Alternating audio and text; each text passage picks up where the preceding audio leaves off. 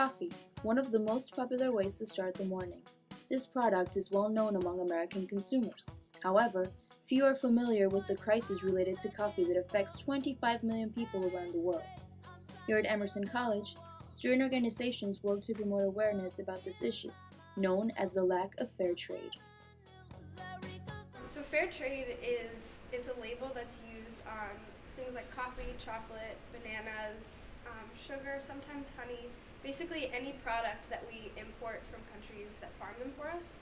But basically what it is it's a food that is farmed in another country, and the people that farm them are paid fair wages. And so free trade and fair trade are kind of like the brother and sister term. Free trade basically means that it's traded freely, there's no restrictions, and it goes through a lot more hands before it gets to us, which makes the farmers receive less of the pay. And fair trade is basically, it's what it sounds like, the farmers are paid fair wages. So things like a Starbucks cup of coffee costs, I don't know, like $3.75 for a latte. Of that $3.75 of non-fair trade coffee, probably like 10 cents of that goes to the farmers. The Emerson Café sells fair trade coffee brand Pura Vida, but aside from that, it is up to the student organizations to inform and advocate solutions by hosting creative activities and providing reading material for the student body.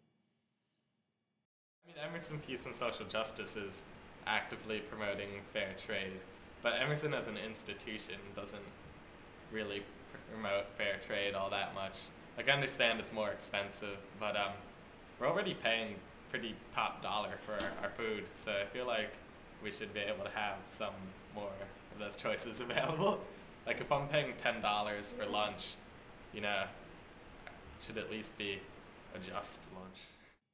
Fair trade coffee and chocolate tasting is just one of the events organized by Emerson Peace and Social Justice and Amigos. These organizations know that there is a long way to go before solving this issue and seek as much support as possible. I think it's a movement that's taking a while to really get started, but it's interesting that I feel like a lot of the push for fair trade products comes from students and from the younger generation who are more aware of what it is that they're consuming.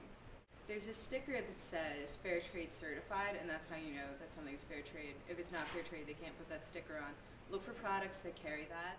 Be aware of what it is you're consuming. Be wary of a lot of major brands, because generally the cheaper a product is, the worse the conditions are under which it was prepared.